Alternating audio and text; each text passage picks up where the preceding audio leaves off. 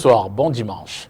Face à l'actu, c'est 90 minutes, 19h, 20h30. Ce dimanche, nous allons évidemment, comme il est de coutume, revenir sur quelques faits de l'actualité tels que traités par la rédaction de STV, mais davantage.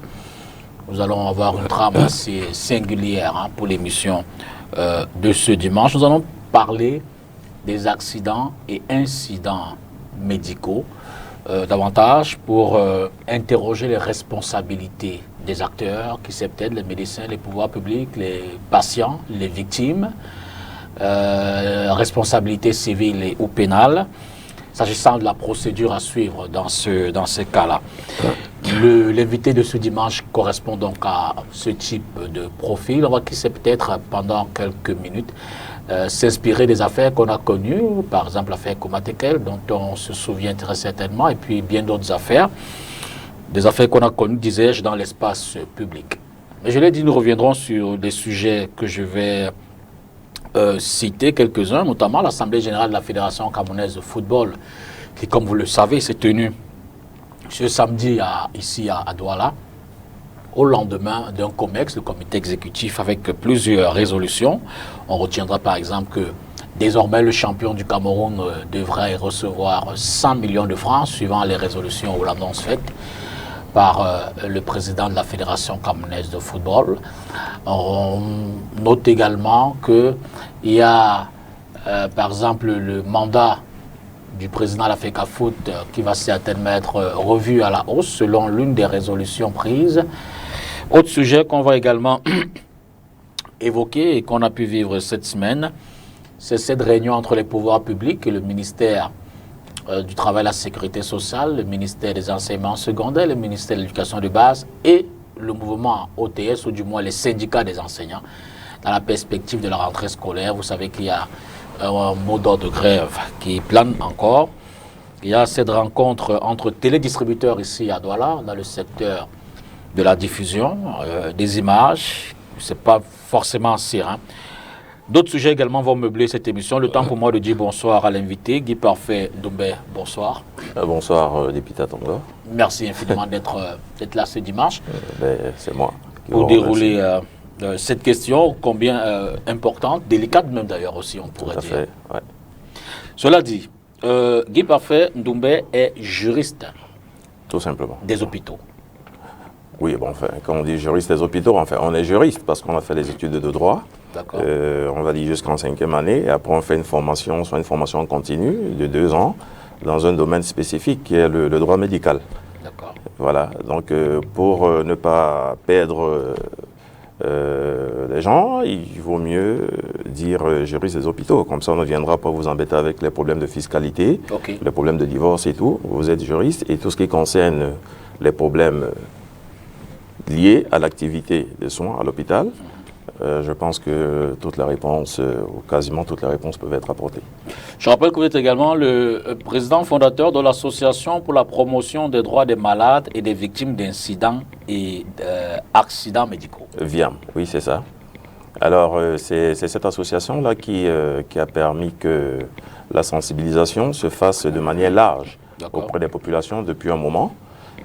Chaque jour, je fais des posts pour sensibiliser, éduquer et former un peu la population. Parce qu'il faut savoir que l'ignorance des droits qu'on a en milieu hospitalier est très, très, très grande, quoi. Donc, quand on arrive à l'hôpital, vous savez, le monde hospitalier, c'est un monde assez fermé, compliqué, avec les termes médicaux qui sont difficiles à prononcer et tout. Vous imaginez que si la population n'a aucun soutien, aucun accompagnement, ça va être compliqué pour elle, quoi. Donc, l'association a pris pour action, n'est-ce pas, de sensibiliser, d'accompagner et de former, d'éduquer la population, de l'imprégner de ses droits en milieu hospitalier. Alors, incidents, accidents médicaux, tout cela renvoie à quoi? Je veux dire que si on a peut-être une définition ou quelques exemples pour mieux s'imprégner de la thématique, à quoi renvoie ces thèmes-là?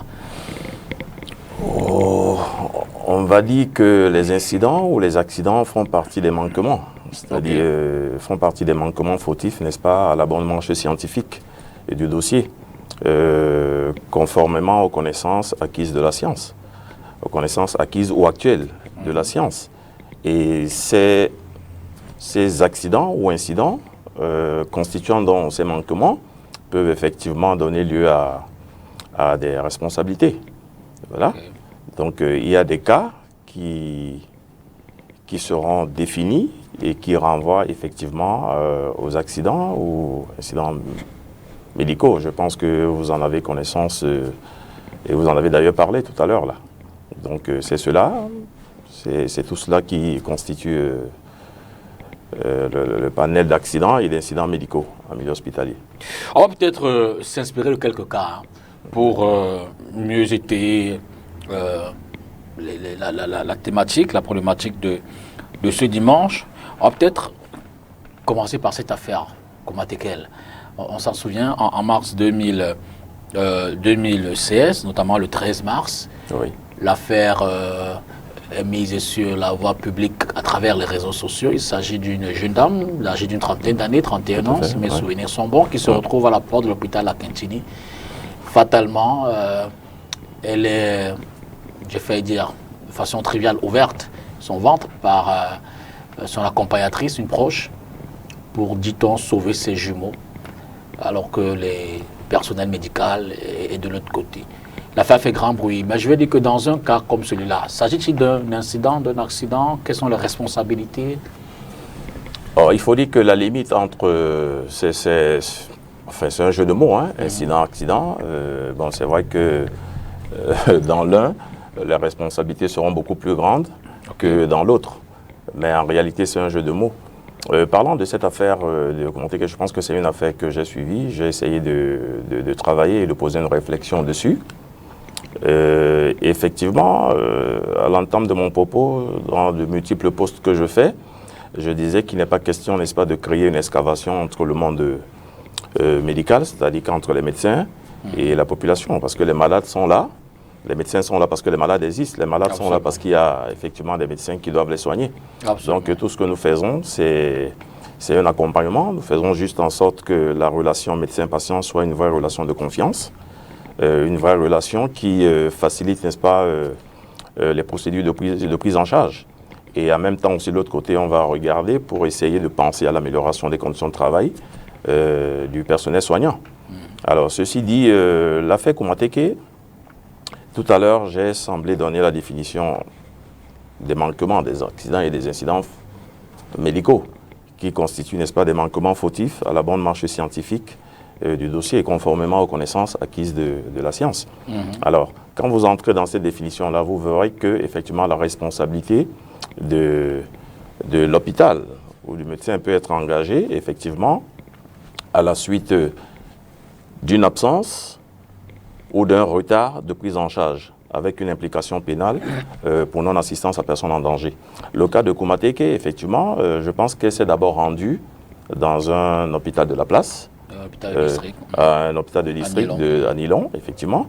Et l'hôpital de district ayant constaté qu'effectivement, selon l'état de son plateau technique, ne pouvait pas prendre en charge ce cas, a procédé à un geste louable, selon la déontologie d'ailleurs. C'est-à-dire que le transfert de compétences vers un établissement qui serait à même... Ce qu'on appelle le référencement. Exactement. Donc, Nilon a fait ce qu'il fallait faire, procéder au transfert de Komatekel vers la Kintini, qui serait donc à même, qui était donc à même de recevoir ce cas-là. Mais là où justement, Nilon, on pourrait peut-être donner quelques conseils, parce que quand on regarde, on dit le transport d'un patient en urgence, c'est-à-dire un moyen inadéquat de transport d'un patient en urgence peut effectivement constituer une faute. Et quand vous regardez le moyen de transport qui a conduit Komatekel de Nilon à la Kintini, c'était dans une malle arrière d'un taxi banal, je pense. Alors que l'hôpital aurait pu contenir la situation, peut-être pendant 5 ou 10 minutes, le temps de trouver une ambulance médicalisée qui l'amènerait, qui l'aurait amené, n'est-ce pas, à la Kintini. Et arrivé à la Kintini, dans la malle arrière, déjà à l'entrée, il fallait qu'on se rende tout de suite compte qu'il s'agit d'une urgence ou d'une urgence vitale. Bon, je vais encore revenir sur la problématique sur ces deux termes-là, parce que pour moi, ça ne signifie pas grand-chose. Quand on est à l'hôpital, urgence ou urgence vitale, la prise en charge doit être immédiate et sans condition, pour moi. Parce que la limite entre l'urgence simple et l'urgence vitale, elle peut être difficile à apprécier. C'est vrai que le médecin est le seul technicien habilité, n'est-ce pas, à décréter une urgence ou une urgence vitale. Mais il y a des urgences vitales qui sont calmes, moins agitées, et des urgences tout court, des urgences simples qui sont beaucoup plus agitées. Alors, mais nous, qui ne sommes pas médecins, lorsqu'il s'agit d'un accident, d'accord, quelqu'un qui baigne dans une mare de sang et tout de suite, nous allons paniquer. Pour nous, c'est une urgence. Absolument. D'accord? Et une urgence, effectivement, peut se transformer très rapidement en urgence vitale. Comme une urgence vitale, je dis visuelle, peut être tout simplement, une urgence tout court. Alors, pour revenir donc au Mateke qui est arrivé à la Kintini, déjà le fait qu'on ne l'ait pas conduite immédiatement vers les services d'urgence fait déjà problème. Et le temps qu'elle a passé, je crois, dans un couloir sur la civière, voilà, alors que effectivement son cas nécessitait, n'est-ce pas, une prise en charge immédiate. Vous voyez que ce temps perdu là, quand on dit le retard de soins, le retard de la prise en charge est constitutif d'une faute médicale. Et effectivement, quand on observe dans le retard que Koumateke a passé à la Kintini, il est de nature à relever quand même qu'il y a eu un retard de soins, de prise en charge, qui a, n'est-ce pas, une implication pour la non-assistance à personne en danger. Alors, on va peut-être faire le premier stop de l'émission pour prendre le reportage déjà calé de ce dimanche. Ce sera le tout premier. On revient sur cette assemblée générale de la Fédération camerounaise de football tenue ici à Douala ce 27 août 2022, évidemment, sous la présidence de Samuel Eto'o-Fils et en présence des délégués à cette assemblée générale. Suivez plutôt. De vous retrouver ce jour à l'occasion de la réunion du comité exécutif de la Fédération camerounaise de football.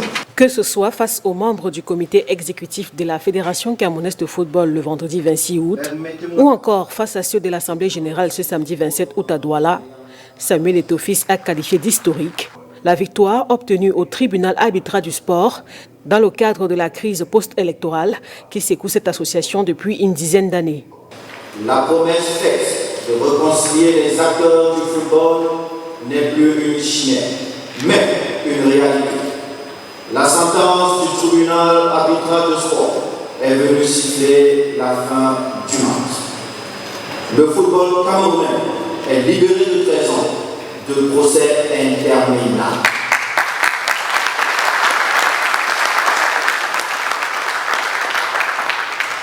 De 13 ans de hantise, c'est un acte fort et historique. C'est notre victoire commune. 8 mois après son élection à la présidence de la FECAFOOT, l'ancien capitaine des Lions Indomptables énumère les progrès accomplis sur le terrain. Nous avons également relancé les compétitions. Le champion du Cameroun 2022 a remporté son titre sur le terrain et non sur tapis vert, comme lors des 2 éditions précédentes. Le succès mémorable des playoffs de Garoua, dans une ferveur populaire et une ambiance festive suivie bien au-delà des frontières par des millions de téléspectateurs, nous poussent à aller de l'avant. Le football féminin, à travers la Guinée Super League et le championnat de 2e division, nous ont rendus fiers. Je n'oublie pas le football amateur qui s'est illustré par la tenue des championnats dans les régions, les départements. Le beach soccer est sorti de 14 ans d'hibernation. Au sujet du football amateur, justement, le président de la FECAFOOT, lors de l'Assemblée générale ordinaire de ce 27 août à Douala, annonce la mise en place d'une subvention de 300 millions de francs CFA au bénéfice de tous les clubs amateurs du Cameroun. Ajoutez à cela l'effectivité du paiement des indemnités de transfert entre les clubs professionnels et amateurs, précise Samuel Eto'o-Fils. Parfait. Non, mais pour revenir à ce premier cas, quelles peuvent être les conséquences, donc, par exemple, d'un retard sur les conséquences juridiques, évidemment, dans la prise en charge. Ben oui, vous voyez que la conséquence, elle est évidente, là. Le retard peut entraîner la mort, peut entraîner... Et sur le plan juridique, spécifiquement? Sur le plan juridique, il faut dire que, selon qu'il s'agira d'une responsabilité civile ou pénale, on va établir la logique à suivre. Parce que s'il s'agit effectivement de la responsabilité civile médicale, d'accord? Vous voyez qu'on aura besoin de la triade de responsabilité, c'est-à-dire que les trois éléments qui doivent constituer effectivement la faute seront le dommage, le préjudice, le dommage, le préjudice et le lien entre les deux. C'est-à-dire que ces trois éléments doivent être réunis pour que la faute médicale soit constatée. Et effectivement, si ces trois éléments sont réunis, forcément, il y a condamnation et au bout, il y a indemnisation. Bon, il peut arriver aussi que nous soyons face à l'aléa. C'est-à-dire qu'on verra qu'il n'y a pas de faute, il n'y a pas de faute médicale, d'accord, mais il y a un dommage sans lien. C'est-à-dire qu'il y a un dommage, on voit un préjudice sur vous, mais il n'y a pas de lien entre l'acte du médecin, d'accord, et le dommage en question. Là, nous serons effectivement devant l'aléa, et l'aléa n'est pas condamnable. Et donc, il n'y a pas d'indemnisation. Mais il est important de mentionner quelque chose à ce niveau. Parce que pour des gens qui n'ont pas d'assurance, ok, lorsqu'on on se retrouve face à l'aléa, va-t-on les abandonner à leur propre sort et tout, alors que dans le préambule de la Constitution, l'État est garant de la sécurité, de la santé des populations. Je pense que c'est une piste pour parler. Je pense que ces débats ont déjà eu lieu d'ailleurs. On a parlé de la couverture maladie et tout. Il faut aussi dire que le pays a quelques problèmes. On connaît quelques problèmes.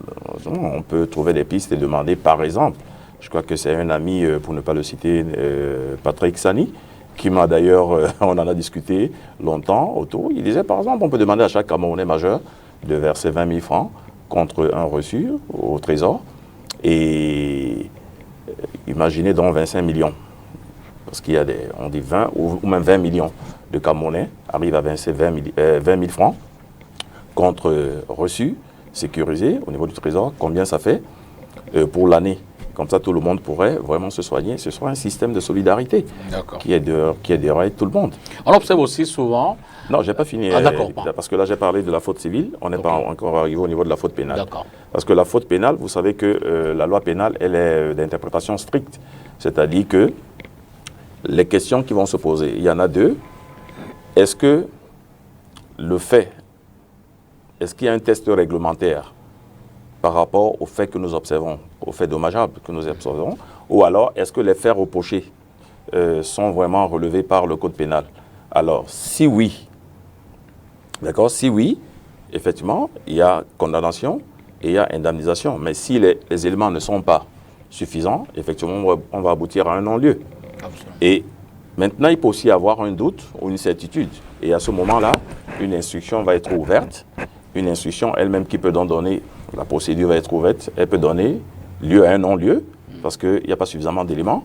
Et lorsque tous les éléments sont réunis, effectivement, on aboutit à la condamnation et l'indemnisation doit se faire au bout. Mais vous, souvent, vous, en tant qu'expert, en tant que spécialiste de ces questions, avez-vous souvent observé ou vu des cas où les procédures enclenchées aboutissent quand même à peut-être des indemnisations, des prises en charge, des réparations? Non, disons qu'il faut dire que le but n'est pas d'arriver directement au contentieux, proprement dit. C'est-à-dire qu'il y a des voies. Quand vous regardez dans le cadre du cabinet, il y a la conciliation, il y a la transaction, parce que selon que vous êtes dans un hôpital ou dans une clinique, les procédures ne sont pas les mêmes.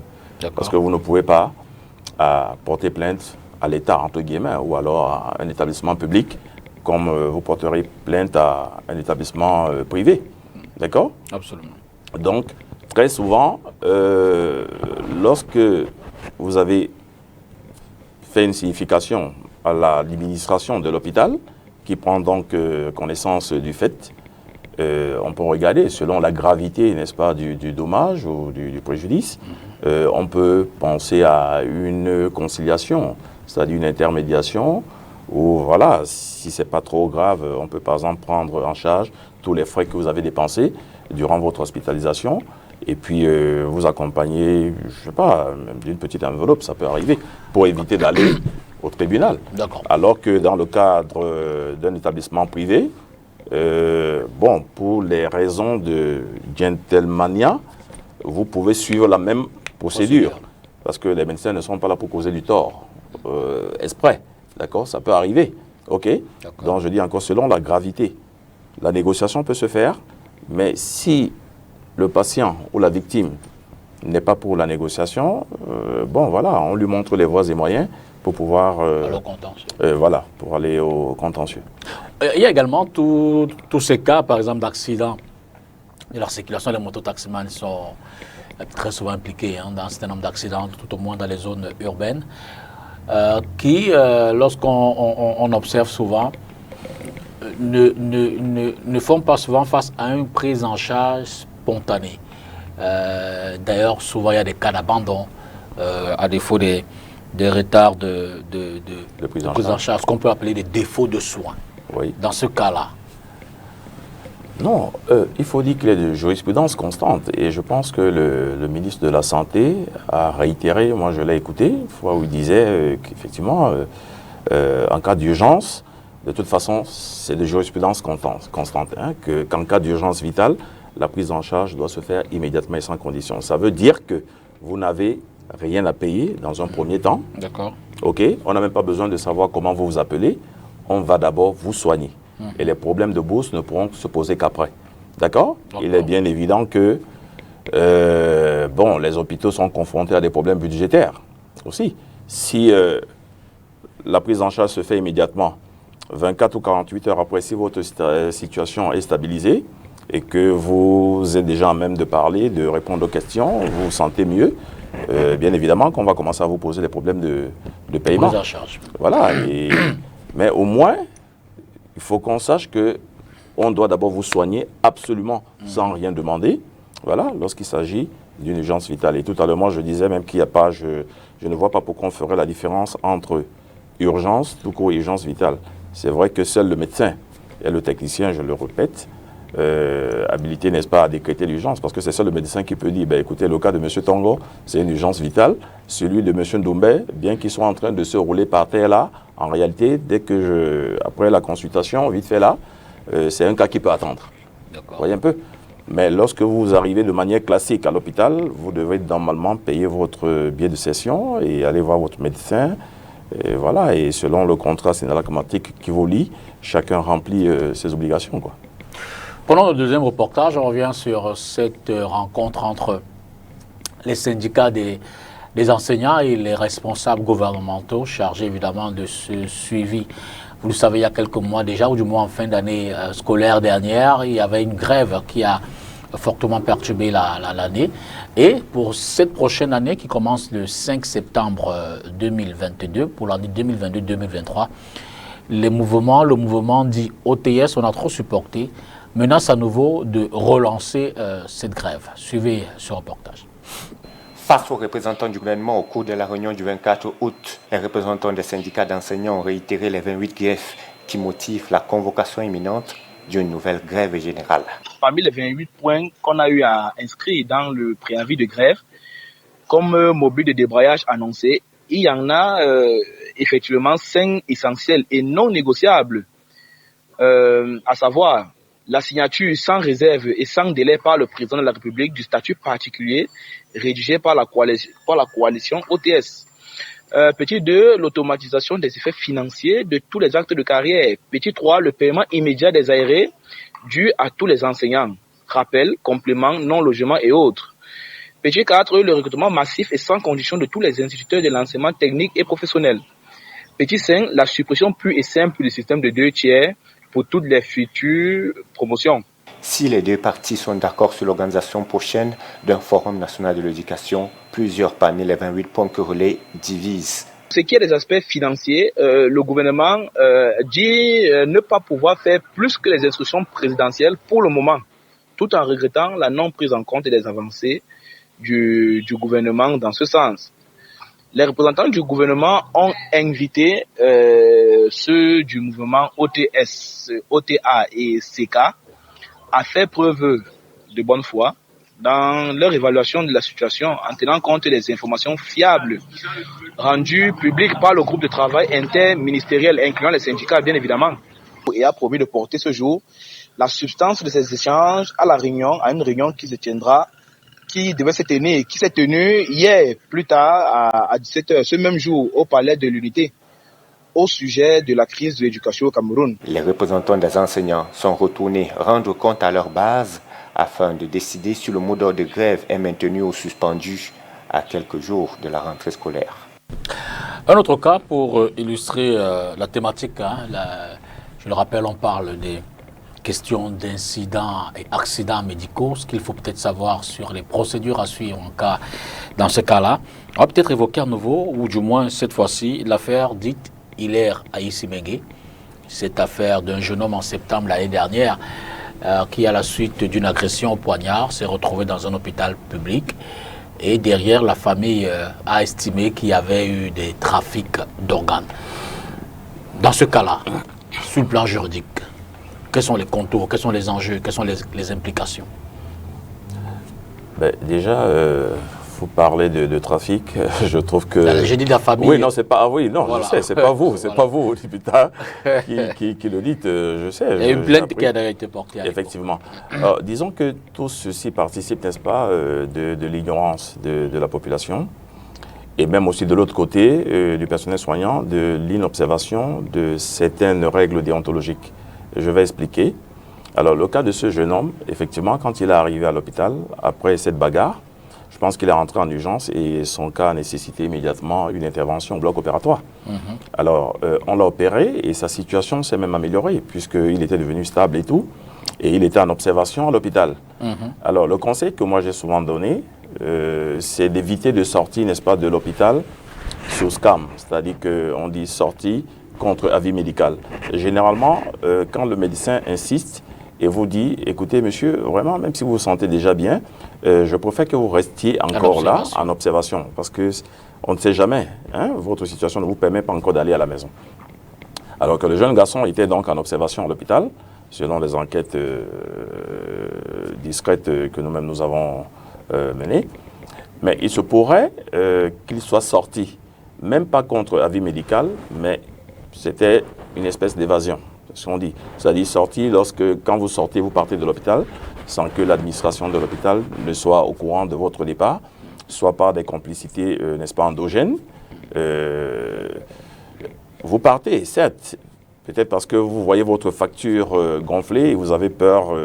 Il ne faut pas avoir peur, parce que si vous avez des problèmes de bourse, allez vers l'administration et vous pouvez signer une reconnaissance de dette ou on vous donne un moratoire. On ne peut pas vous bloqué à l'hôpital parce que vous n'avez pas payé vos soins. C'est d'ailleurs interdit par le code pénal. Je pense que le ministre de la Santé... Oui, mais je veux dire, il y a eu des cas comme ça, bref. Voilà. Alors, il est donc sorti, mais sauf que quelques jours après, effectivement, sa situation s'est empirée.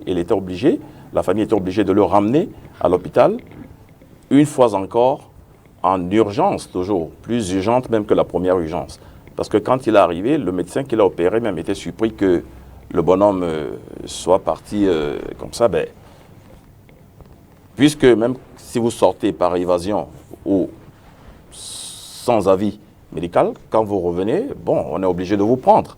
L'hôpital ne refuse pas de malades. Il est donc repassé au bloc très rapidement.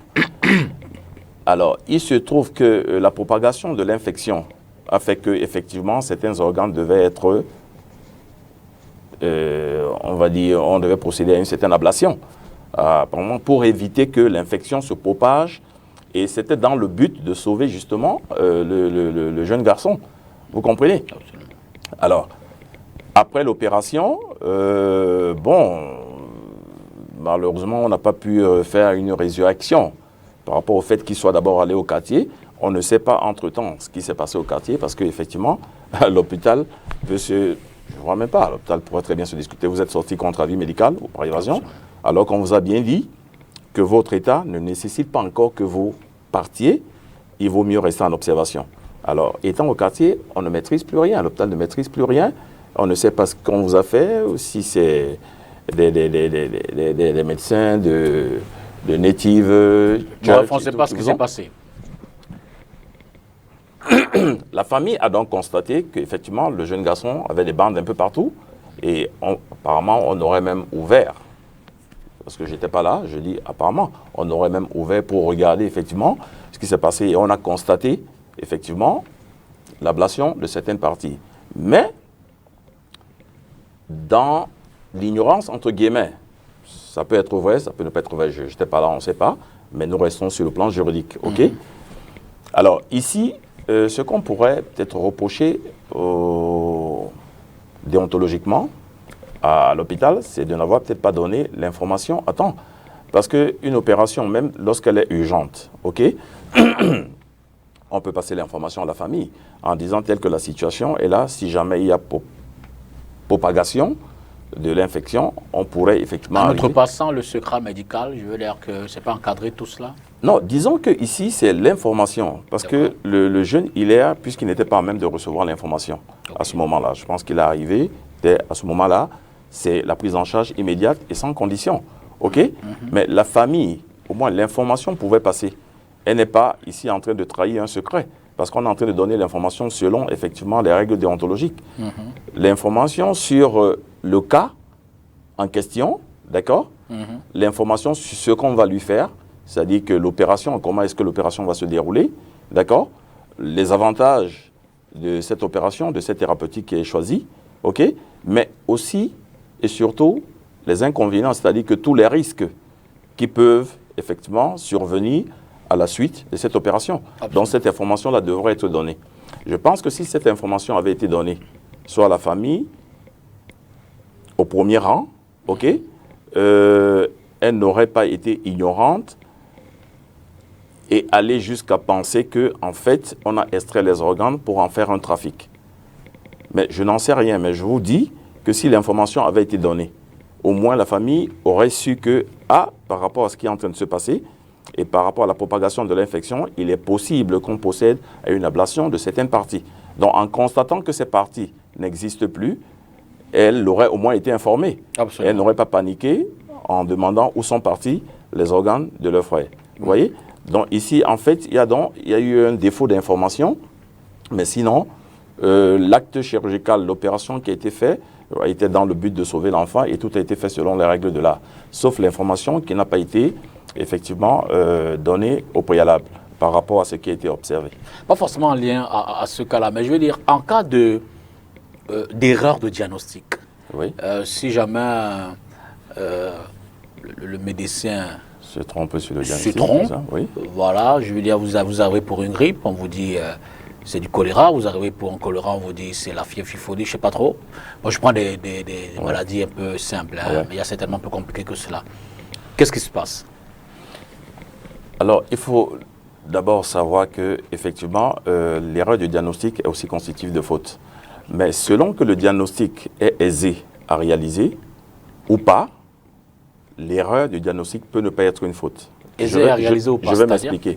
C'est-à-dire que lorsqu'un diagnostic en lui-même est facile à réaliser par rapport à la pathologie, ok, c'est-à-dire de telle sorte qu'on ne puisse même pas pardonner à un étudiant de deuxième année de pouvoir se tromper, une telle erreur. D'accord? À plus forte raison, un médecin avec un titre de docteur en médecine. Vous comprenez? Si, effectivement, le médecin se trompe sur le diagnostic, effectivement, l'erreur de diagnostic va constituer une faute.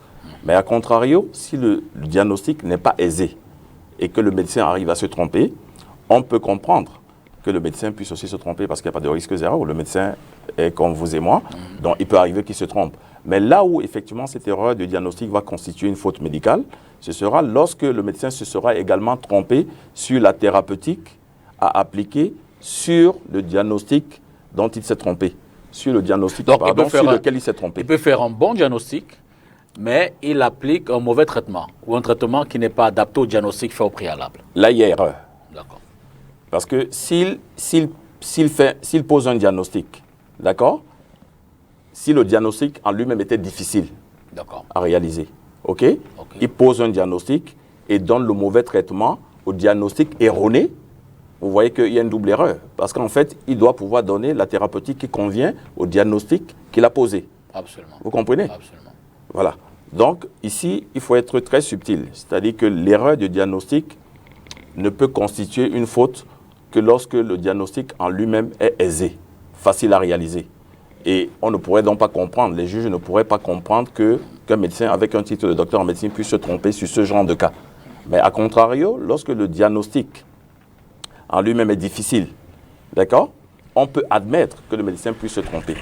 Mais là où l'erreur de diagnostic constituera donc une faute, ce sera lorsque, ici on va même parler d'erreur de traitement, hein, parce qu'on est déjà dans le traitement, il sera en train d'appliquer un mauvais traitement au diagnostic erroné que lui-même il a posé. Je ne sais pas si... Absolument. Voilà. Donc il y a double faute en fait. Ben voilà, il y a double faute et à ce moment-là, on considère donc que la faute, l'erreur médicale a été constitutive d'une faute. Alors il y a un autre cas où on peut parler de l'erreur de diagnostic, pardon. Où on peut parler de défaut ou absence de vigilance sur un malade. Donc la nécessité, évidemment, pour ne pas me redire, a besoin d'une intervention assez spécifique. Ça également, je veux dire, vous arrivez à l'hôpital, oui. On vous reçoit, on vous met en hospitalisation. Bon, peut-être que la pathologie nécessite une observation toutes les 30 minutes, 1 heure du médecin. Ah, d'accord, oui. Qui lui est très pris par d'autres patients parce que c'est une période assez lourde. Il vient toutes les 4 heures et entre-temps, votre diagnostic vital peut être engagé ou alors il y a eu une dégradation de votre état de santé. Ah oui, ben c'est de bonnes questions. C'est des questions qu'on observe généralement dans des hôpitaux psychiatriques. Un peu, disons, par exemple, à la Quintini, où on interne souvent des gens qui ont des problèmes mentaux. Imaginez avant même d'arriver là, je vais commencer par donner une définition d'abord. D'accord? Un malade... simplement, un malade qui est suivi par un hôpital, qui a déjà fait 1, 2 fois, par exemple, un AVC. Ah d'accord, oui, il fait un 3e AVC, il revient dans le même hôpital, puisque c'est dans cet hôpital qu'il est suivi. On est d'accord? Alors, il arrive, puisqu'on connaît son histoire. On sait que c'est un malade qui a déjà fait 2 fois, et compte tenu de son âge, et pour avoir déjà fait 2 fois l'AVC, son état nécessite quand même une surveillance rapprochée. Absolument. OK? On le reçoit, par exemple, aux urgences. Le médecin le regarde, consulte et tout, assisté d'une infirmière. Mais comme on est aux urgences et comme il y a plusieurs cas par rapport à la situation que vous avez bien décrite là, il sort, il va voir un autre malade et laisse la surveillance du malade à l'infirmière. OK? L'infirmière aussi, peut-être 1 minute après, elle reçoit un coup de fil, ou alors son téléphone vibre dans la blouse. Elle sort du box de consultation pour aller répondre au téléphone à côté. Le malade qui est assis sur le divan de consultation a peut-être le vertige et tombe de la tête, se fracture le crâne et mort s'ensuit. Alors, vous voyez très bien que la responsabilité de l'hôpital ici ne souffre d'aucun doute. Parce que là, il y a un défaut de vigilance. Une forme de négligence. D'accord ?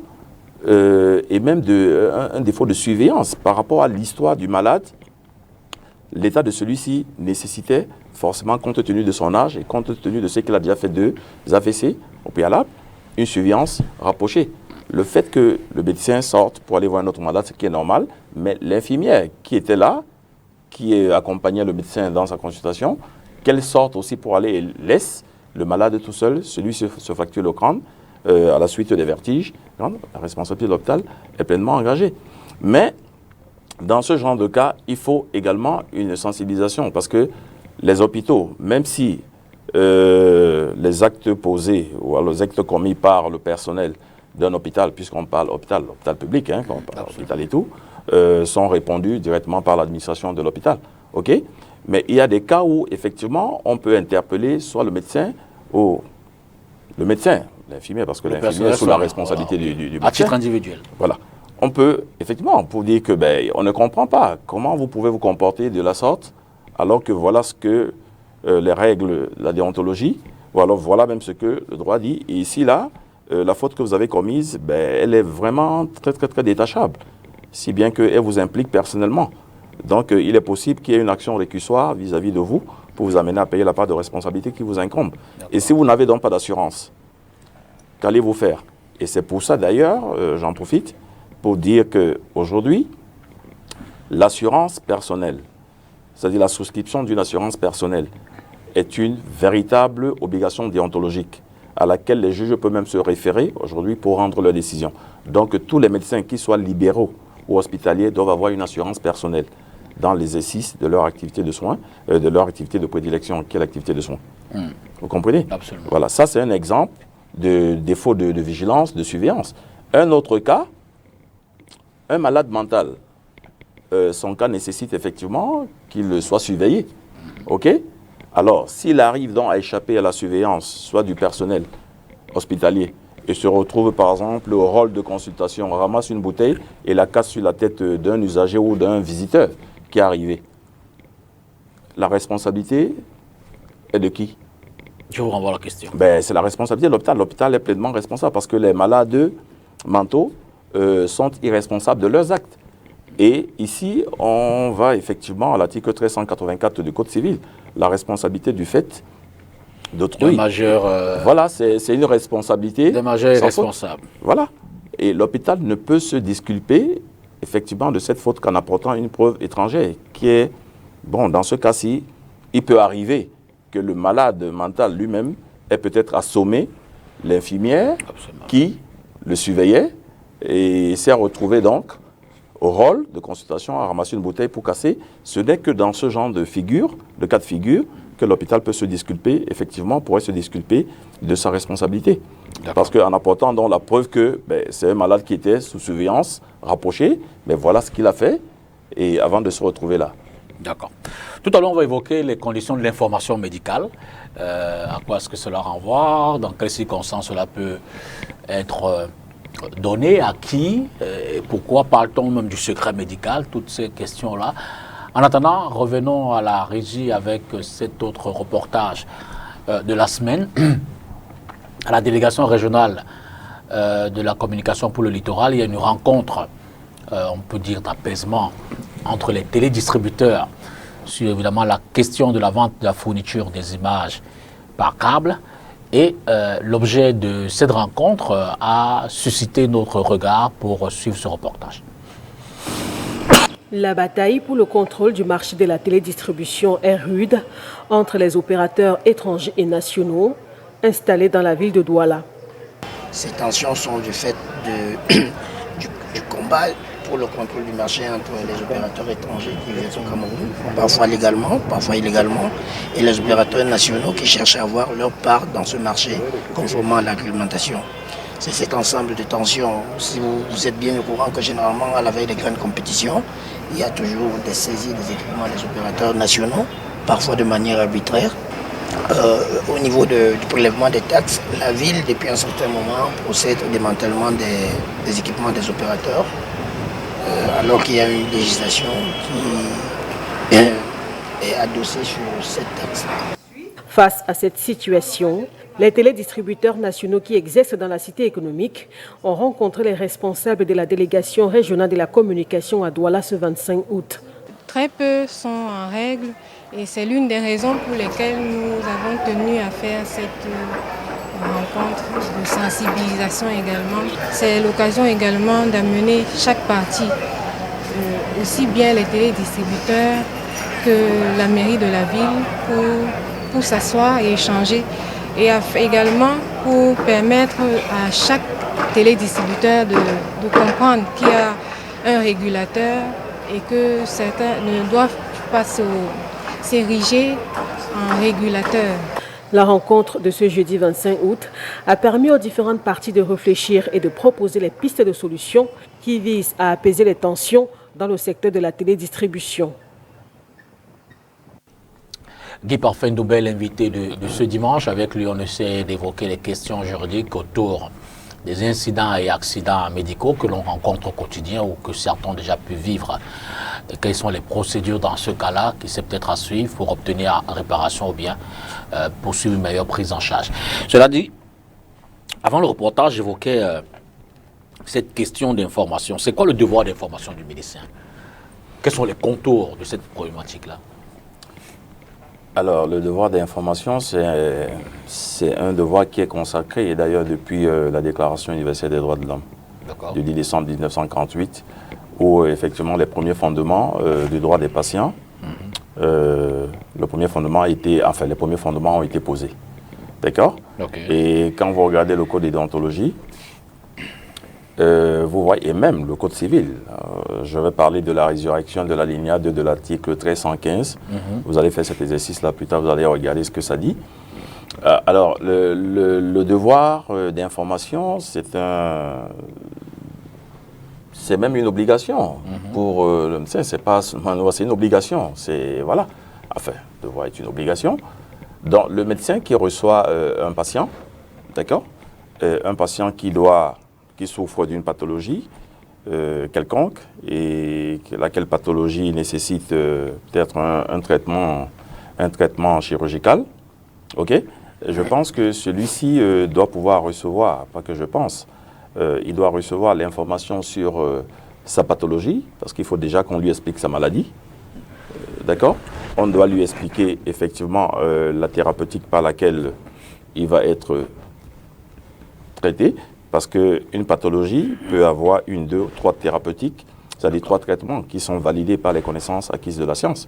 Ok. Et le médecin devra donc choisir la pathologie la thérapeutique, autant pour moi, la plus efficace pour apporter, à défaut de la guérison, au moins un soulagement à son patient. Il n'y a pas de lien systématique entre coût et thérapeutique adaptée, c'est-à-dire le médecin ne s'inquiète pas d'abord de ce que ça va coûter. Encore que là même, c'est aussi une faute, c'est une faute d'imprudence.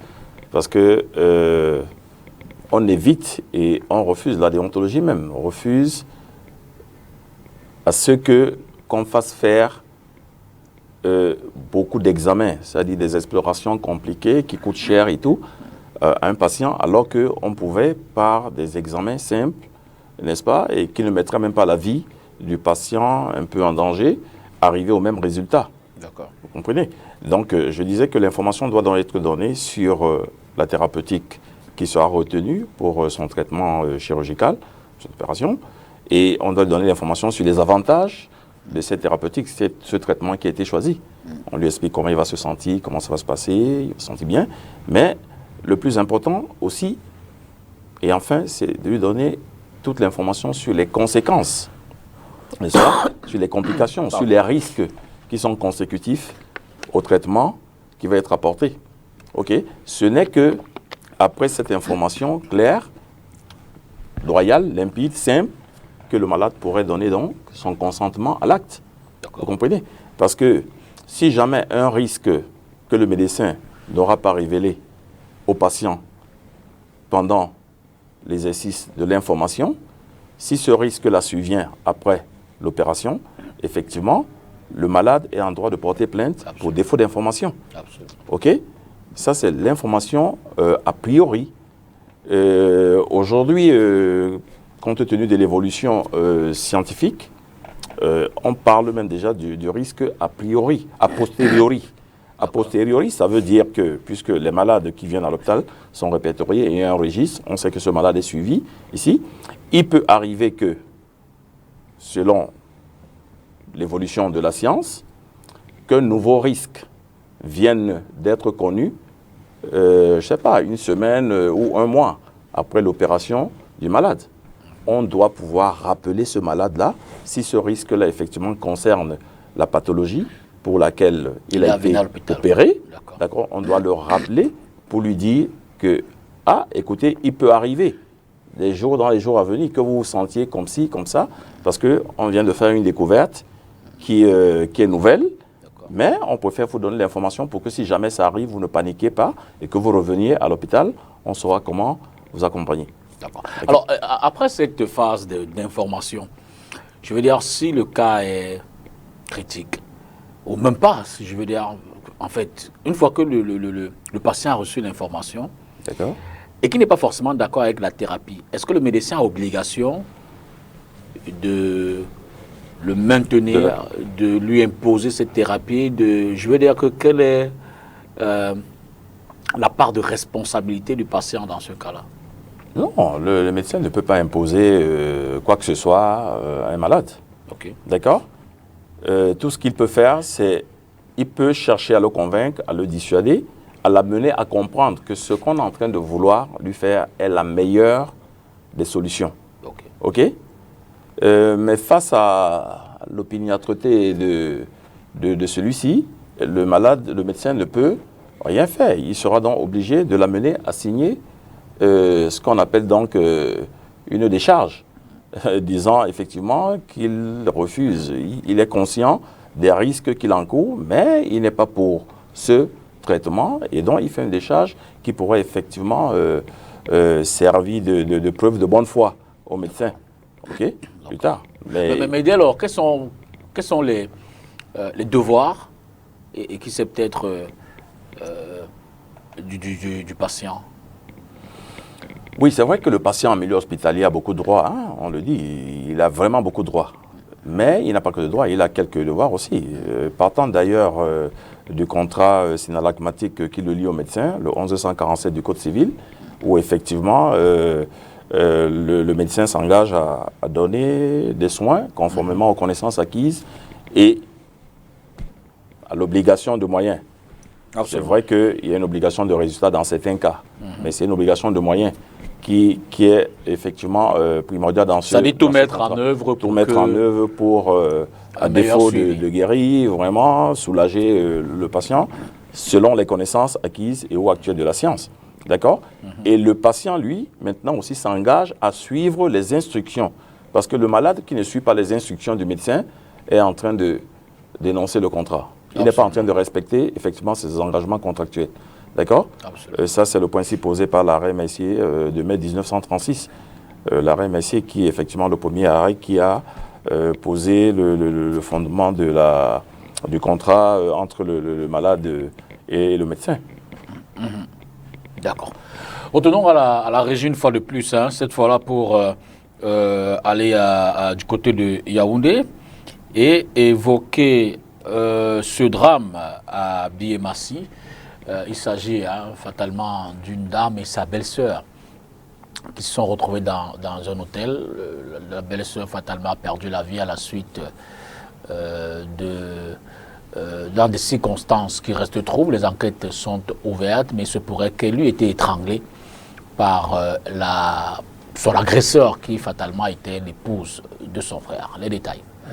Voici Marie-France Mbia, 57 ans, dont les images effroyables du corps sans vie tournent en boucle sur les réseaux sociaux depuis ce matin, la montrant décapitée. La scène se déroule dans un hôtel au quartier Biémassi, dans le 6e arrondissement. La meurtrière présumée, sa belle-sœur, la nommée Désirée Beyanga, interrogée dans cette vidéo amateur par des éléments des forces de l'ordre, passe aux aveux. J'ai pris une chambre là, elles me sont montées.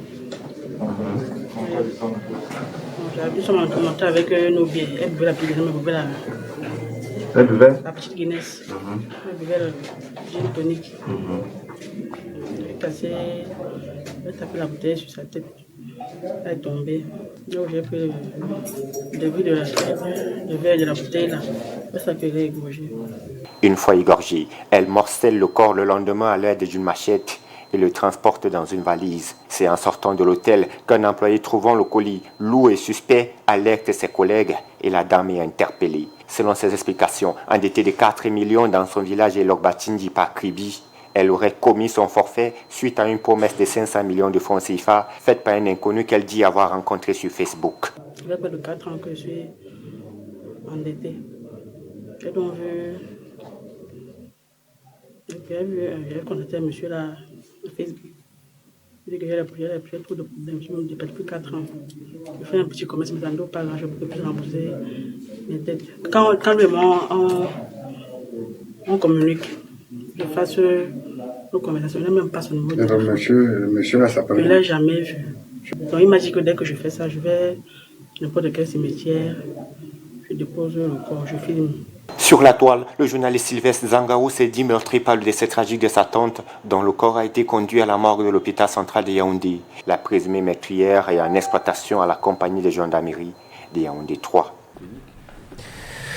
Évidemment que nos reporters à Yaoundé notamment suivent cette actualité et tout au long du processus des enquêtes, et qui sait peut-être lorsqu'on aura le fin mot de cette histoire, nous y reviendrons assez grandement pour les détails et le plaisir de nos téléspectateurs. Cela dit, poursuivons le fil, la trame de l'émission de ce dimanche, toujours en relation entre patients, médecins, bref, tout ce qui est dans le corps médical et ce qui pourrait être des incidents ou accidents. Alors, de quoi est constituée la relation médecin-malade? Quel est le contenu de cette problématique-là? Nous l'avons dit tantôt. En fait, il se forme un contrat entre le médecin et le patient. C'est l'article 1147 du Code civil et qui est illustré par l'arrêt Messier de mai 1936 qui pose effectivement les jalons de ce contrat synalagmatique-là, où effectivement le médecin qui reçoit le patient s'engage à mettre tous les moyens selon les connaissances acquises de la science pour apporter, à défaut de la guérison, soulagement au patient. Et le patient s'engage effectivement à payer sa consultation, d'accord, et à recevoir ces soins-là et suivre les instructions que le médecin va lui donner. Donc il y a un contrat moral qui engage aussi. Oui, bien évidemment. Si vous faites bien de parler même d'un contrat moral, parce que généralement, comme je le disais, le monde hospitalier, c'est un monde qui est tellement fermé, vous comprenez, et que très souvent, quand le malade arrive à l'hôpital, il perd ses moyens. Quand vous arrivez à l'hôpital, vous perdez vos moyens. Vous avez même du mal parfois à vous exprimer et tout, parce que vous avez du mal à articuler sur les termes médicaux qui sont difficiles à prononcer. Et c'est pour cela d'ailleurs que la charge de la preuve de l'information a été renversée après avoir été pendant très longtemps reposée sur le patient, parce que c'est le patient qui devait apporter la preuve que le médecin n'a pas fait ci, ça, ne lui a pas donné l'information qui convient. Mais on s'est rendu compte que effectivement, les malades avaient du mal à articuler sur ces termes médicaux-là. C'est pour ça que j'ai parlé tantôt de la résurrection de l'alinéa 2 de l'article 1315 du Code civil, qui effectivement établit que c'est celui qui a l'obligation de faire une prestation qui doit en apporter la preuve de l'avoir réalisée. Donc revenu dans le monde hospitalier, effectivement, ces charges de la preuve pèsent sur le médecin. C'est le médecin qui doit apporter la preuve qu'effectivement, il a informé le patient de tous les risques consécutifs à l'opération, qu'il va l'opération à venir, quoi. Voilà. Alors, dans bien des cas, des cas qui ont soit fait l'objet d'une forte communication, soit à travers les réseaux sociaux ou dans les médias, comme on a pu voir tout à l'heure, le cas ici, Hilaire, ou le cas Koumatekel et bien d'autres, on n'a pas souvent entendu l'ordre des médecins, ou très peu souvent, ou alors d'une voix pas très audible. Mais en cas d'incident ou accident, quelle est sa place, cet ordre de médecin-là? Non, l'ordre de médecin occupe une très grande place, mais il faut savoir que l'ordre de médecin n'est que là pour la section disciplinaire de tout ce qui concerne les médecins. Okay? Et il faudrait que les fautes reprochées relèvent, n'est-ce pas, du code de déontologie. D'accord. Pour que l'ordre des médecins puisse intervenir. Et pour que l'ordre des médecins puisse, une fois encore, intervenir, il faut bien qu'il y ait une plainte. Mais peut-il avoir un impact sur la diminution qui c'est peut-être des incidents ou des accidents dans son rôle en tant que structure qui encadre? Oui, je pense que d'ailleurs le président de l'ordre des médecins est très soucieux. C'est un parent que j'ai eu à rencontrer. Il est très soucieux, le docteur Guy Sandion, je l'ai nommé. Il est très soucieux de ces problèmes-là. Et vraiment tout ce qui va dans l'amélioration des conditions de prise en charge, la réduction, l'évitement, n'est-ce pas, des incidents et des accidents médicaux, je pense qu'il est preneur. Et la sensibilisation devrait aller plutôt grandissante par le biais des formations, d'ailleurs, que nous allons proposer à l'ordre des médecins par le canal du cabinet. Voilà, il faut des formations. Nous n'avons rien à apprendre, enfin, même pas que nous n'avons rien à apprendre. c'est que ça va être des échanges, parce que les médecins, dans leur formation, ont reçu quand même les bribes, n'est-ce pas, de toutes ces choses-là. Mais aujourd'hui, ils ont besoin, parce qu'ils sont concentrés seulement dans leur activité de prédilection, qui est l'activité de soins, ils ont besoin d'un accompagnement, de cet accompagnement juridique-là. Parce qu'en réalité, c'est tout un autre métier, d'accord, qu'ils ne connaissent pas. Donc, il faut juste être là pour encadrer. Au contraire, c'est pour leur bien, d'accord. C'est pour qu'ils puissent faire leur travail en âme et conscience et se concentrer rien que sur leur travail. Tout ce qui est aspect juridico-médical, voilà, qu'ils puissent en bénéficier de manière à ne pas se retrouver souvent pour les établissements et pour eux-mêmes, les promoteurs, les chirurgiens et autres, face au procès, face au contentieux. C'est cela d'ailleurs que nous proposons dans le cadre du cabinet H-Code, des formations dans un sens du pré-contentieux, les précautions observées, les outils juridiques qu'il faut mettre en place en amont pour le management des risques de responsabilité médicale. D'accord? D'accord. Alors, tout récemment, on a également pu voir le cas d'une jeune dame, une jeune fille, qui est allée se faire opérer des amygdales dans un centre hospitalier. Fatalement, elle a reçu une dose pas adaptée, j'ai fait une dose supérieure de médicaments anesthésiques et elle en est morte. Dans ce cas-là. J'ai entendu parler de ça. C'était dans un hôpital, c'était dans un établissement privé. Un établissement privé, oui. Voilà. Non, oui, j'ai suivi ce cas de très près. Il faut dire, il faut encore que nous sommes là dans le cadre de l'association pour la sensibilisation, l'éducation et la formation de la population sur un certain nombre de choses. Vous savez que lorsque un chirurgien doit opérer un patient, ok, surtout dans le cadre d'un établissement privé, il y a une succession de 3 contrats. D'accord. Il y a un premier contrat qui lie le patient, donc la jeune fille, les parents de la jeune fille. Il y a un contrat qui les liait effectivement au chirurgien qui devait l'opérer. Mais vous savez que le chirurgien, pour la réalisation de sa mission, a besoin du concours de l'anesthésiste, qui est aussi lui-même un autre spécialiste. D'accord? Mais c'est le chirurgien en tant que chef d'équipe, d'accord, qui a besoin de l'anesthésiste pour l'accomplissement de sa mission. Et il y a un troisième contrat maintenant qui est un contrat de fourniture et de location. C'est-à-dire, le chirurgien, s'il n'est pas salarié de l'établissement privé et qu'il loue juste les locaux, d'accord, qui lui fournit, l'établissement qui va donc lui fournir le plateau, d'accord, pour réaliser sa mission. D'accord? Alors, par rapport à cette histoire-là, et selon les connaissances acquises de la science, l'opération en elle-même s'est bien déroulée. D'ailleurs, quand on regarde au fond, je pense qu'il y avait déjà un climat de confiance qui était installé entre la famille de cet enfant et le chirurgien ou le chirurgien en question. Parce que ce n'était pas la première opération d'un membre de cette famille que faisait cette chirurgienne. Alors, l'opération s'est déroulée normalement très bien. Donc, le problème s'est posé au niveau du réveil, du réveil de l'enfant. Il faut mentionner ici que, contrairement, bon, à des choses qui ont été dites aussi, hein, ça, je mets ça sur sous l'angle de l'ignorance. Parce qu'en fait, l'établissement en question, c'est un établissement qui est doté d'un plateau technique, vraiment, je ne sais même pas si on en voit dans la sous-région. OK? Et même les locaux, le matériel, vraiment, c'est la dernière génération, j'ai entendu dire. Donc, tout s'est passé normalement. La clinique, l'établissement en question n'a aucune responsabilité là-dedans.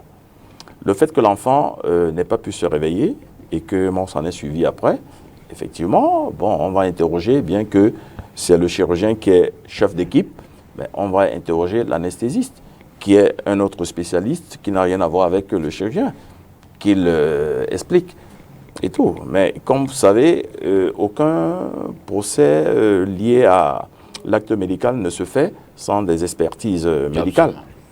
Parce qu'ici, il y a un certain nombre de questions qui pourront effectivement être posée. Parce que moi, je ne peux pas vous dire que c'est le fait de la dose, d'accord, du produit anesthésique qui aurait empêché que l'enfant se réveillât. D'accord? Parce que si on donne à un enfant de 20 ans, d'accord, un produit qu'on a donné à un enfant de 25 ans, est-ce que la différence est... Bon, c'est vrai que là-bas, on va dire que les os sont déjà consolidés. Il faut une expertise, il faut une enquête en interne. Ben oui, forcément. C'est des experts médicaux qui vont établir effectivement si c'est le fait de la dose du produit anesthésique de l'enfant de 10 ans qu'on a donné à cet enfant qui avait 5 ans, qui est la cause du non-réveil et donc du départ définitif de l'enfant. C'est des expertises qui vont le... Mais il peut arriver aussi que l'enfant ait une autre pathologie, d'accord, qui n'avait pas été diagnostiquée au moment où on la consultait pour les amygdales, rien que. Et que maintenant, cette pathologie a eu peut-être une influence, une incompatibilité avec le au produit. moment, mais pas forcément avec le produit, avec l'acte en lui-même. Parce qu'on n'est pas sûr que c'est le produit qui est effectivement la conséquence logique du départ définitif de l'enfant. Seules les expertises médicales vont nous le révéler. Mais pour ce qui est de la responsabilité de l'établissement, en lui, il fallait relever, il fallait vraiment mentionner et relever que l'établissement n'a aucune responsabilité ici dedans parce qu'elle a rempli correctement son contrat qui était un contrat de location et de fourniture. Et on n'a nulle part décrié la défectuosité ni des locaux, ni du matériel utilisé pour la réalisation de la mission de la chirurgienne. Bon, mais là aussi, c'est sous réserve des enquêtes, non? Oui, c'est les expertises médicales qui vont... Non, les expertises médicales vont... Oui, enfin, on va dire c'est sous réserve d'enquête, mais comme ce que je vous ai dit, je vous parle du droit. Hein, absolument. Voilà. D'accord. Parlons de cette convention entre le Cameroun et l'Arabie Saoudite. Il s'agit évidemment d'avoir un peu d'argent ou un peu plus pour la construction d'un certain nombre d'infrastructures dans la région de l'Est. Les détails. La signature ce jour d'une convention de financement de 132 millions de dollars, environ 86 milliards de francs CFA, entre le gouvernement camerounais et le Fonds saoudien de développement va permettre la construction et l'équipement de l'hôpital régional annexe de Mbalmayo qui va offrir 20 lits et qui va permettre de prendre en charge des patients et développer plusieurs spécialités de la médecine.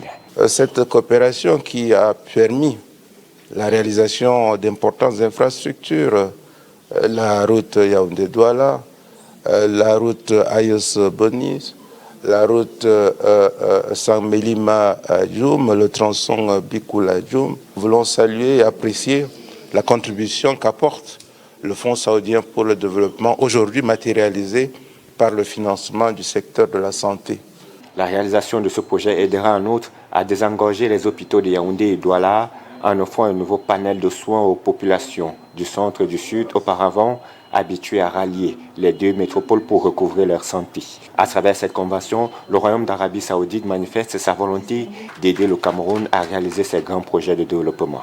Évidemment, nous avons en marge de cette signature discuté avec le Fonds saoudien au sujet des projets de développement qui vont permettre de renforcer notre résilience, poursuivre notre marche vers l'émergence en allant dans les secteurs agro-industriels, l'intégration des chaînes de valeur autour du riz, le renforcement bien entendu des infrastructures pour soutenir les activités de tourisme, le renforcement des financements pour accompagner les entreprises, les petites, les moyennes, les grandes entreprises. L'impact direct attendu de ce projet est l'amélioration de la qualité du soin de santé, la réduction des évacuations sanitaires, la création d'emplois, l'expansion de la ville, entre autres. Alors, Guy Parfait-Noubé, doit-on dire toute la vérité à un patient?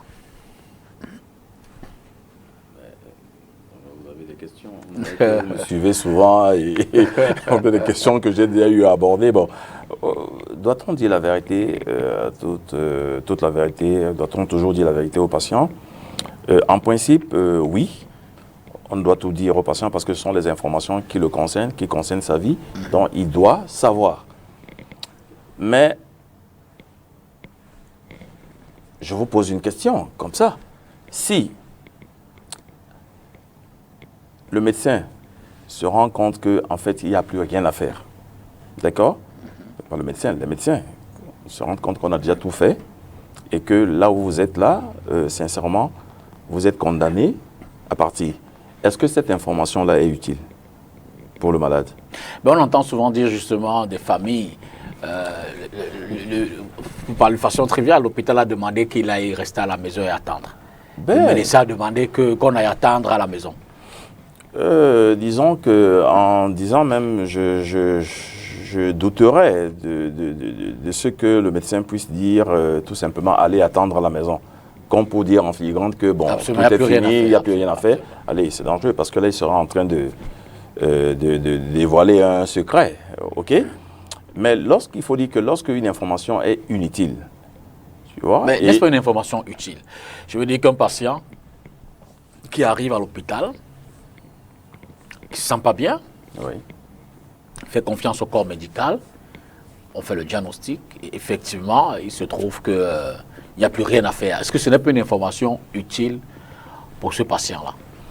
Non, c'est pas une information utile, parce que s'ils savent déjà qu'il n'y a rien à faire, ben, ça ne sert à rien de lui dire, encore que le médecin n'est pas Dieu.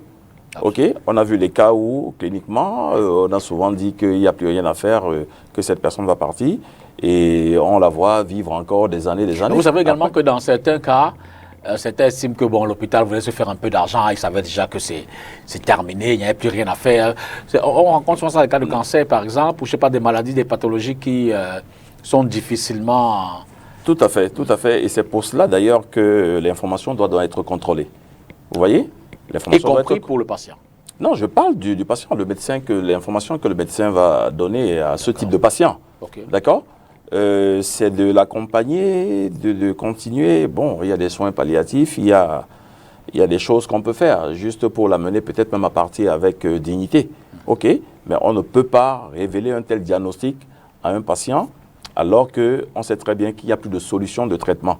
Ce serait une information inutile qui consisterait plutôt à angoisser davantage le malade, voire même à le précipiter à un départ qui n'est pas... Est-ce que la famille d'un patient ne peut pas poursuivre un hôpital ou un médecin parce que justement le médecin ou le centre hospitalier a gardé ce type d'information-là, n'a pas voulu la révéler? Non, à contrario, effectivement, la famille proche peut recevoir l'information sur ce diagnostic. Je dis bien la famille proche. Mais encore faudrait-il que le patient, au moment où il était bien conscient et en état de donner vraiment un consentement, avait dit au médecin qu'il ne souhaiterait pas que les informations qui le concernent soient données même à sa famille proche. Vous comprenez? À ce moment-là, le médecin est obligé de respecter ce consentement-là, de respecter cet avis du malade-là. OK? Parce que s'il diffuse ces informations-là, effectivement, il va tomber sur le coup de l'article 226, 13 du Code pénal. Donc, cela dit, il n'y a aucun cas où, je veux dire que le médecin est obligé, quelles que soient les circonstances, de donner toute l'information, rien que l'information, uniquement l'information au patient. Oh, il faut dire que déontologiquement, l'information, comme on l'a dit, doit être donnée sur l'état de la santé, sur comment vous allez être traité, les avantages, les inconvénients et tout. Mais, parlant du secret, le secret, il est sacré. Parce que le caractère sacré du secret fait qu'il est très difficile que le médecin puisse se dérober de ce principe-là. OK? Bon, c'est vrai qu'il y a des cas, lorsqu'on est en justice et que, ou alors, si les ayants droit, par exemple, de ce malade qui est en train de partir, que c'est le seul moyen, si c'est le seul moyen pour eux de rentrer dans leurs droits patrimoniaux, passe par la divulgation du secret, ben, ils seront obligés eux-mêmes de le trahir, quoi. forcément, du moment où le patient serait déjà parti. On va prendre ce dernier reportage avant la fin de l'émission. Il s'agit de l'inauguration cette semaine du nouveau siège de la CAA, la Caisse autonome d'amortissement. Inauguration faite au cours de la semaine par le Premier ministre chef du gouvernement. Il s'agit, dit-on, d'un joyau architectural qui non seulement vient embellir la capitale Yaoundé, mais aussi offrir un cadre adéquat de travail au personnel qui s'y trouve. Reportage. Bâti sur une surface planchée de 21 525 mètres carrés, le nouvel immeuble siège de la Caisse autonome d'amortissement surplante la capitale par ses diverses commodités. Il se projette en hauteur sur 12 étages d'environ 198 bureaux, des espaces commerciaux, un bâtiment annexe de 3 niveaux et un parking d'une capacité de 169 véhicules. Un cadre de travail ultramoderne qui met un terme aux nombreuses locations que l'entreprise a connues depuis sa création en 1985. Pendant plus de 3 décennies, l'organisme principal de gestion de la dette a occupé des bureaux de location à Yaoundé, dans l'immeuble de la Société nationale des investissements, et à Douala, dans l'immeuble Soda. Bureau qui n'arrivait plus à satisfaire ces besoins qui devenaient à la fois croissants et exigeants, du fait de l'augmentation des émissions et de l'accroissement relatif de son personnel. Le nouvel immeuble siège de la CAA lui permettra d'une part de remplir confortablement ses missions, contribuer à la mise en œuvre de la politique d'endettement, du financement des projets et des programmes, ainsi qu'à la gestion du marché des capitaux. D'autre part, il lui permettra sans doute de participer activement à la mise en œuvre de la SND 30. Dans cette période de forte crise économique, la Caisse autonome d'amortissement va, plus que par le passé, apporter sa pierre à l'édifice, dans le sens d'une maîtrise des engagements financiers de l'État, permettant à ce dernier de s'atteler à sa fonction essentielle, qui est d'assurer aux citoyens camerounais une vie décente et un avenir radieux, en droite ligne de l'objectif premier assumé par le président de la République, à savoir atteindre l'émergence à l'horizon 2035.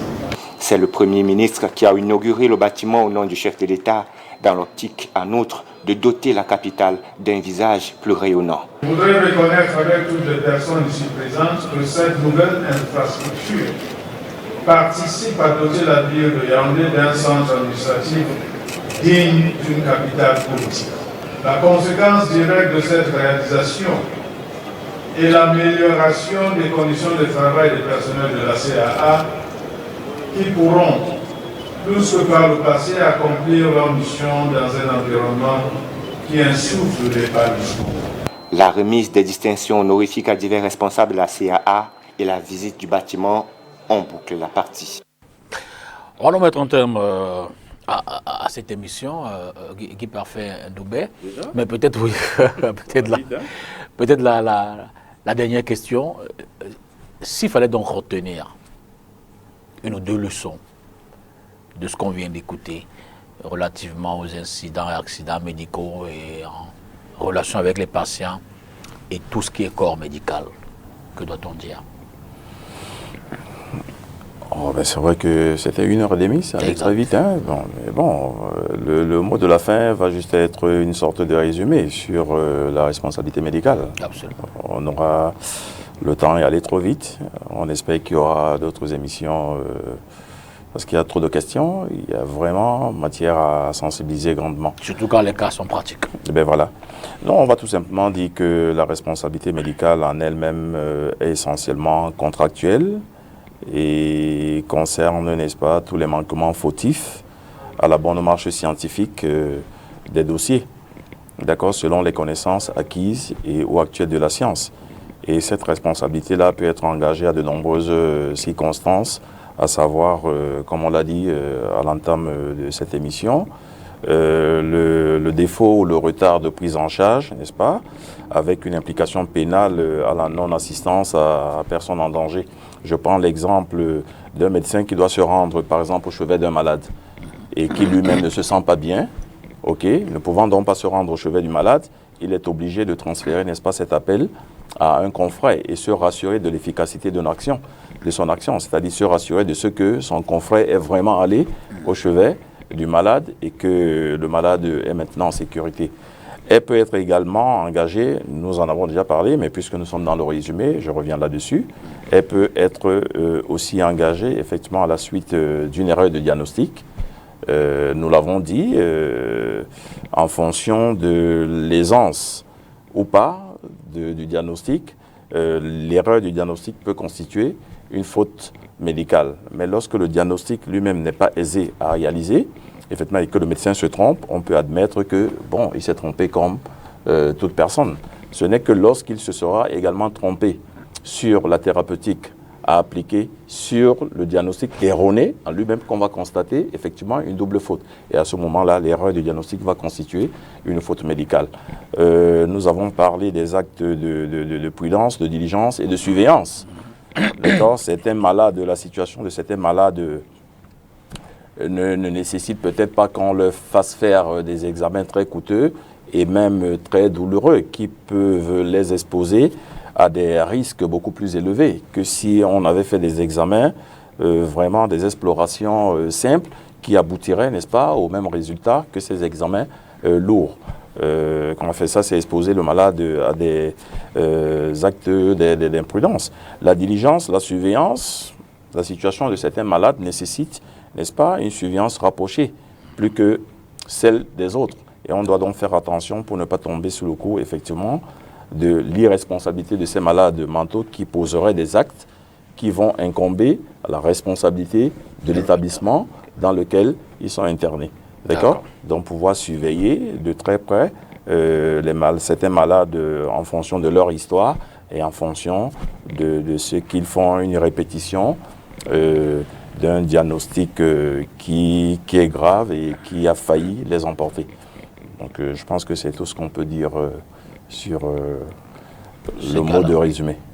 Merci infiniment à vous, hein, Guy Parfin Doubert, d'être venu édifier nos téléspectateurs sur ces questions très techniques. Hein. Tout à fait. Très techniques, qui paraissent simples, mais qui, au soir de l'actualité, devant lesquelles on se retrouve sans forcément avoir toujours des réponses.